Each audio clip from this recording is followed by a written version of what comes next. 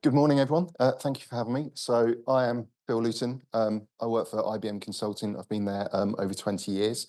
Thank you very much for inviting me here again.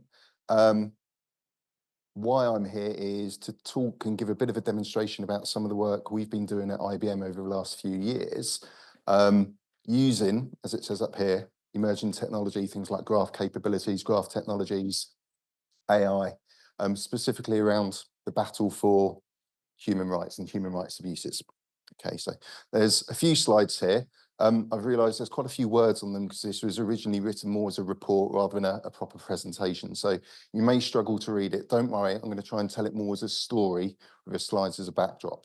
Okay, so the background. So we've got a platform that we've developed. It's called Ethics, and it's really around trying to help organisations identify human rights risks and abuses and exposures within their supply chains. The history behind this was we had one of our large consumer packaged goods clients come to us back in 2021 and said they basically had some guidance, some consultants had come in and said, we've been told there's some emergent technology around graph at the time, graph databases, graph technologies that we've been recommended could really help us in identifying and understanding our supply chains in more detail. So we had some initial discussions with them and we came up with the idea of doing a proof of concept where we'd take some of those technologies and look specifically at the human rights issues that they've identified within their palm oil supply chain, and then their existing sustainability team for palm oil, looking at what they'd identified, what they knew, and then the POC that we developed, looking at if we were able to identify additional risks that they weren't able to find or they had not found, okay? So we ran an initial proof of concept back in 2022. We kind of soon realized that just working with one client on this wasn't really enough. It was a big industry-wide problem. So we started to collaborate more widely with other clients. Eventually, we built a prototype in 2023, and we piloted that with our client as well. And we got a lot of interesting learnings on that. So I'm going to talk through now what the ethics pilot actually is, what it does, the kind of the journey that we went through, and give a couple of demos of what it was that we produced. So what was the challenge our client was facing, or a lot of organizations face? Let's say lots of words up here, don't worry too much about that. The boxes on the left-hand side are really what make this a difficult space for a lot of large organizations. Okay, so supply chain complexity. If you look at large organizations like Nestle, Mars, Unilever, BMW, their supply chains are massive. They are global and they are complex.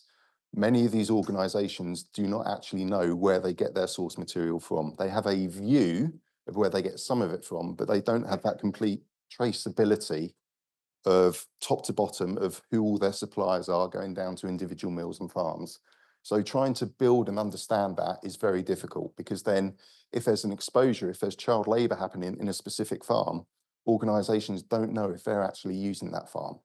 And the potential exposure and the negative press they can get from that and the fines they can get from that are significant. So that is one of the challenges they face. The actual types of risks we're looking at here are opaque by nature. So we're looking at things like child labour, land rights abuse, forced labour,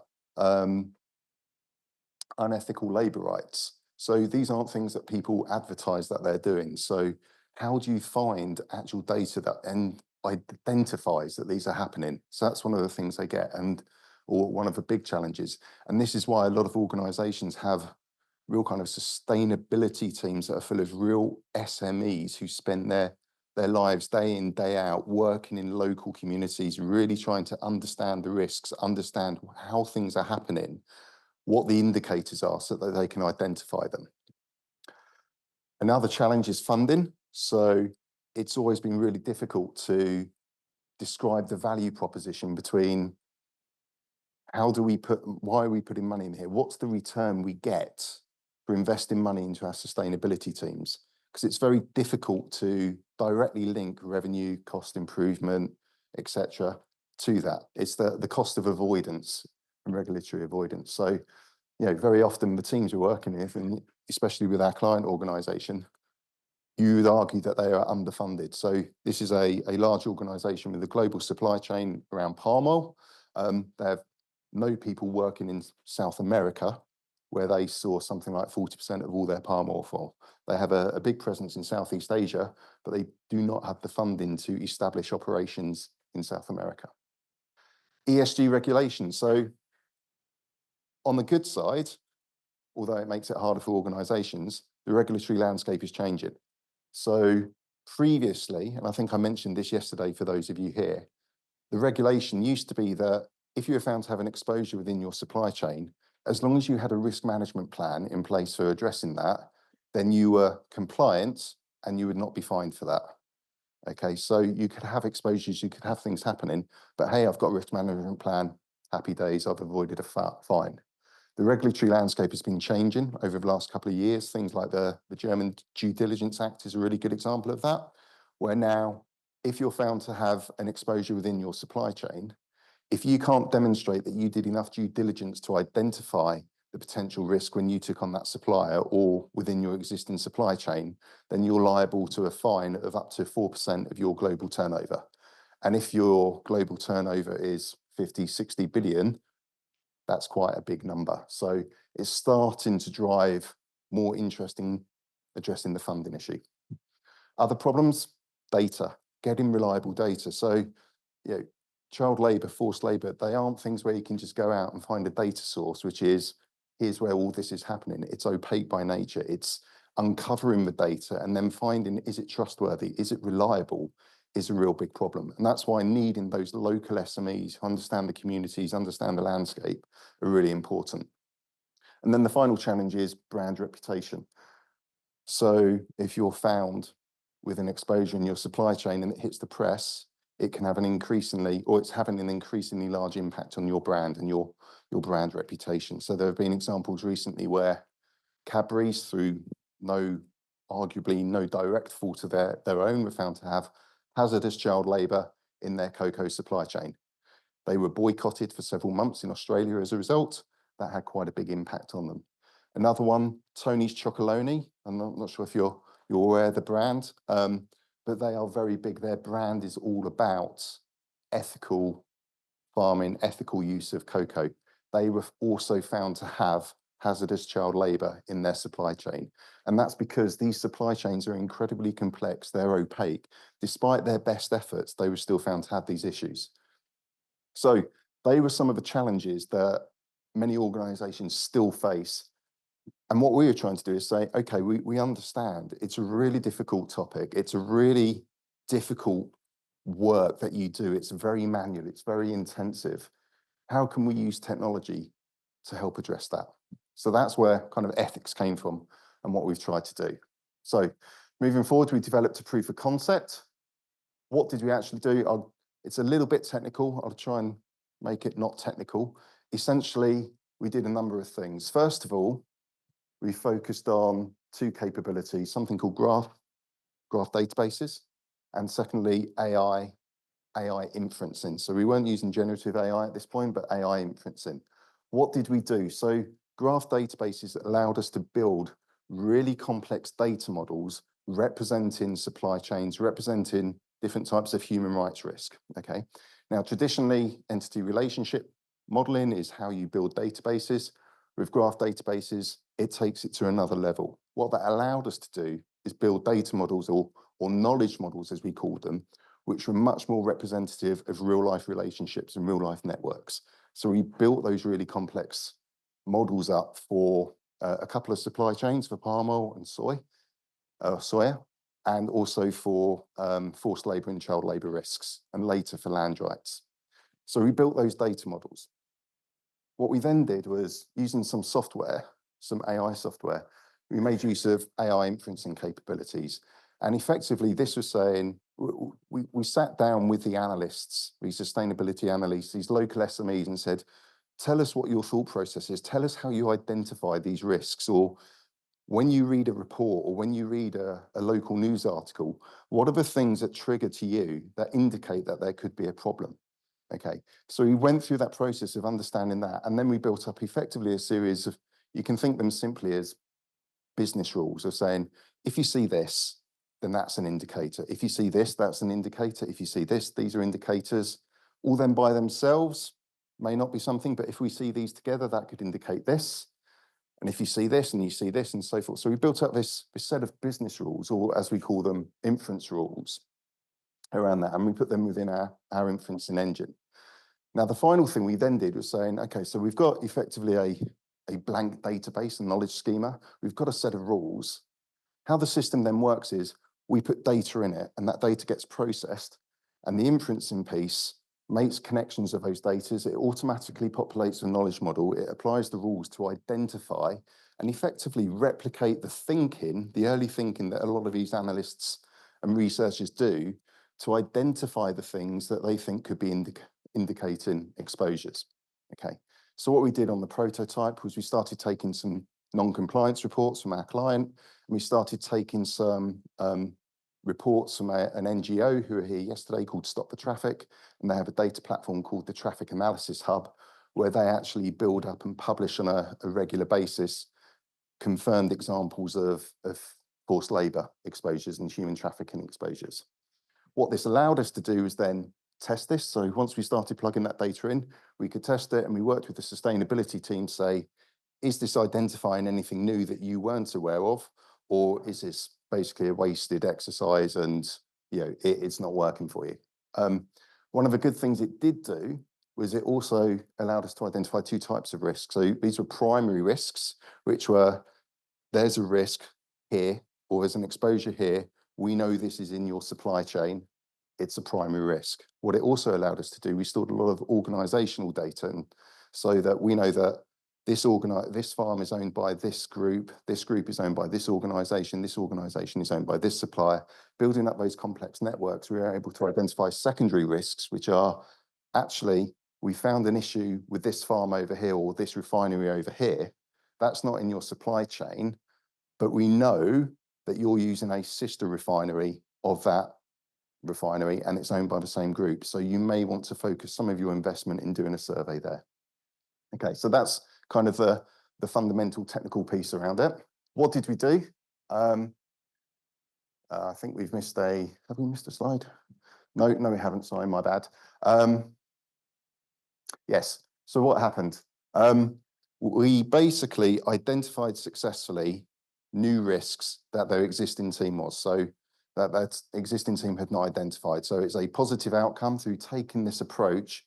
We'd identified new information. It was beneficial. So one of the key things they found really powerful, and this was basically the secondary risk. So having that kind of organizational link of this refinery over here has an issue. It's not in your supply chain, but you use its sister one. That was very powerful for them, because trying to do that manually, understand that, was just something they did not have the capacity or the funding to do. So based on the success of the POC, we said, how are we going to take this further? We had a couple of different options. We effectively decided to take the approach of IBM will build a platform, a technology platform, which clients can then subscribe to, put their supply chain data in, and then as a result of that, we take feeds in from NGOs, from non-compliance reports, from organizations, take all that information in, and then we provide out to our clients the set of risks that we've identified for them. So that was the initial kind of proof of concept. We then went further forward and said we now need to develop a proper prototype to take this further, because the proof of concept demonstrated that it seemed like a good idea. So lots of stuff on here. I won't go through all this. The prototype we developed, we piloted it for 5 months in 2023. It focused on the palm oil and soy supply chains for our client. It focused on forced and child labour, and it focused on land rights. Our initial ecosystem network was made up of Stop the Traffic, and we started having discussions with other NGOs and other corporate organisations and some law enforcement organisations. And one thing we also did when we built the prototype above the POC is that we introduced another data source, and this was unstructured data. So we started doing web crawling, web scraping, using a third party, basically saying, kind of like an almost enterprise Google search, here are a set of terms that are indicative of child labour, forced labour, etc. Can you go and provide us with a list of all the articles that you found from all these news organizations. I think it's something like over 100,000 different news organizations across the world. Can you provide us back with a list of articles on a daily basis that contain any of these terms? Okay, so we then developed an NLP module, natural language processing module, which would then process all of those articles, looking for it and saying, okay, these articles contain these terms, but are they actually talking about a possible human rights risk? If they were, we then fed them in to the system, the data would get populated in the knowledge models, the inferencing models would apply, and we'd be told whether or not there are risks. Okay, so that's the prototype, kind of a couple of how we developed it further from the POC. Here's what the prototype looks like. It's not very pretty. It is a prototype. We were a bit short on budget ourselves, so we just invested most of the money in the AI side of it and put a bit of a rudimentary front end on top of it. Effectively, what you're seeing here is a list of the risks that we'd identified for our clients, some summary information across the top. So the locations that had been identified, the types of risk in terms of forced labor, land rights, whether it's a primary, secondary risk, the country that the risk organization or the organization linked to the risk, what their registered country is, and some filters for being able to search through that. Now, if I press play, it should give a demo. So as you see, it's just going across here so we can start to see some of the different information, as I said earlier, around the different risk types. If we give it 10, 15 seconds, we'll start using some of the filters and we can start to go in and see, so how, as a risk analyst in an organization, how they would go in and say, actually, I'm interested in this location, I'm interested in this supplier. What are the risks associated with this? Are these things that we need to be doing anything proactively about? Are these risks, are these issues that we know about already? Is it something new? Okay. This bit here is quite interesting, the risk summary. So that just summarizes all these different organizations, the number of risks and their criticality that we'd identified. Now, I think we select one in a moment. It shows when we're processing articles, it shows the date that the article was processed and published, so we know the latest risks. Here we are, we're looking at Cargill, and we're just drilling through to look at the risks that we'd identified for Cargill. For each of these, we can see more information. So you can see, first of all, some information about the ownership structure, who Cargill own. We can see a summary of their risks. We can see the risk levels, the type of risks, the NLP score. So that's kind of a confidence level of our NLP processing. And then what we provide is the source, the URL for the source article for each risk. So that then the analyst can say, okay, you've told me that information, take me to that source article so I can go and process it myself. So we were very big on transparency of where we're getting the data from so people can understand that, so that they know whether or not they should be going further on that. The NLP breakdown tested here. So this gives a summary of these are the terms we found in each of the articles. So again, as an analyst, you can see before you go and look at it, you say, okay, so what was it that we found about this article? Why has it been identified? Do I want to go further with it? What are the locations that we've identified? What are the organizations that we've identified with it as well? Now, I think that goes on. So that's a very quick demo of ethics, the prototype. What did we find? Just check time. What did we find? We found some very good things. One of the things we introduced was the ability to process foreign language articles. So again, small sustainability teams not having presence throughout the world, big potential exposures in areas where they're unable to talk or don't have the local language skills. So we put a capability in to do the global news article search, translate those articles into English and then process them. So that unlocked a lot of value for them, unlocked a lot of new value or new risks they weren't aware of. Originally, we were just providing them with data about the risks that we'd identified in their supply chain. They actually said, actually seeing all the risks you've identified, not just the ones linked to us, is really useful, because if we're thinking of moving into a new location, thinking of going in with a new supplier, being able to see what's associated with that location, with that supplier, is really useful. And the other thing that was really powerful, and this goes back to some of our kind of fundamentals around AI and producing AI solutions, is the transparency around where you get the data from, the data lineage, understanding that, making sure there's an understanding of the biases that may exist within the models, within the solution, and how it identifies things. So all really good, but we also had a whole bunch of challenges. First of all, whilst we identified some new risks, we also identified lots of things that weren't actually risks, so false positives. So we had some great ones where we raised this risk, and it was actually something that had happened 400 years ago, and it was talking about importing of slaves from South America into America, I think, maybe not 400 years ago. We had some as well where there were comments in articles such as, these are issues that impact companies such as Coca-Cola, PepsiCo. That's not a direct link, it's just subjective. But if you're a Coca-Cola, that would be linked as a risk for you. So we started getting all these false positives. And unfortunately for the risk teams we were working with, that meant it was ineffective. They had to spend so much time processing false positives that actually the benefit of identifying new risks was outweighed by that. We also found the supply chain network data changed so often that it kept on regenerating new risks all the time. So again, it kind of a bit too onerous to use. And also we had some really big issues with our legal department around using web crawling and web scraping. And the challenge for that is, even though these are news articles that news organizations are publishing openly on the internet for people to read, most websites have got terms and conditions that say their content can't be used for commercial use.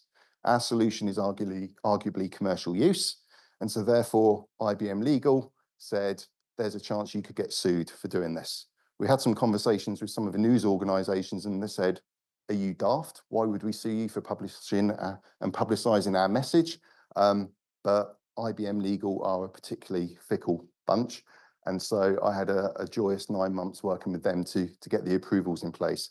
But we had to implement changes in our solution and a lot of guardrails in our solution in order to do that. So we had to move and host all of our solution in the US on US infrastructure, because of US data security and privacy regulation is more lenient compared to that in Europe, for example. We had to make sure that we don't store any of the content of the articles that we used.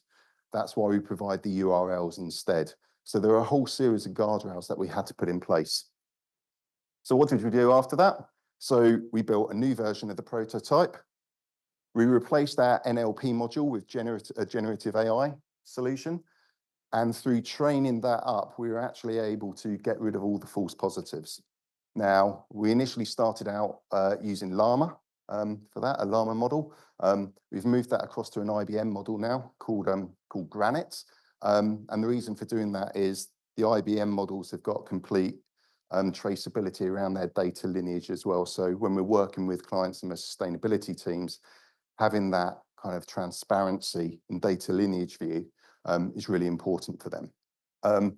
We also decided to stop trying to work out what the supply chains look like. It was another problem. It was too big of a problem to try and tackle on top of the human rights one. So we basically said, we're no longer going to try and identify the issues that are specific to you. We're just going to give you a list of all of them and let you do the work to try and find out if this is applicable to you. With some capabilities around, you can upload a list of suppliers so you can see which ones apply to there.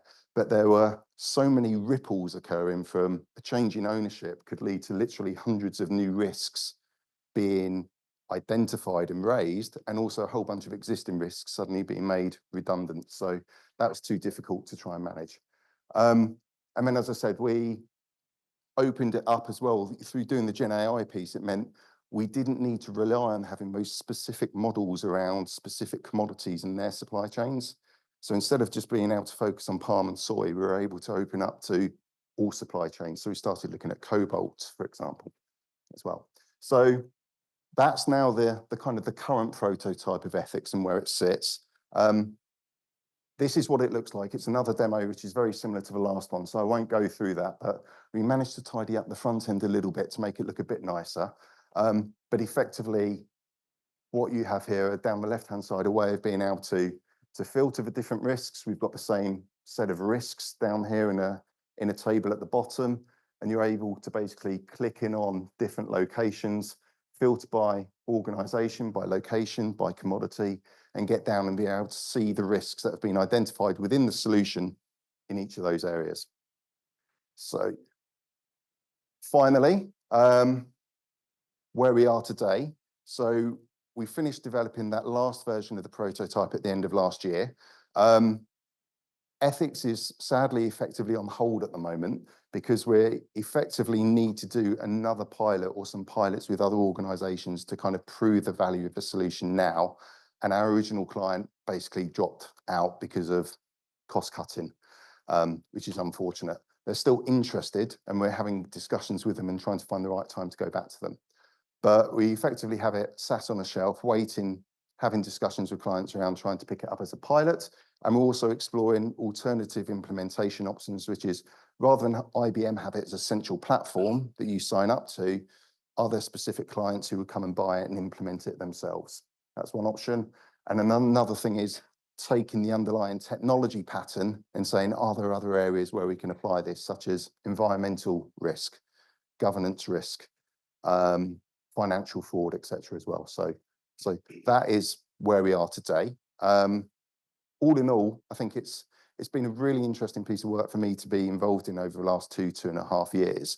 And as I say, it's just hopefully a bit of a interesting, maybe even inspiring ideas around how technology can be used to start to tackle some of the challenges around society that we see. Okay, and that is me done. Thank you.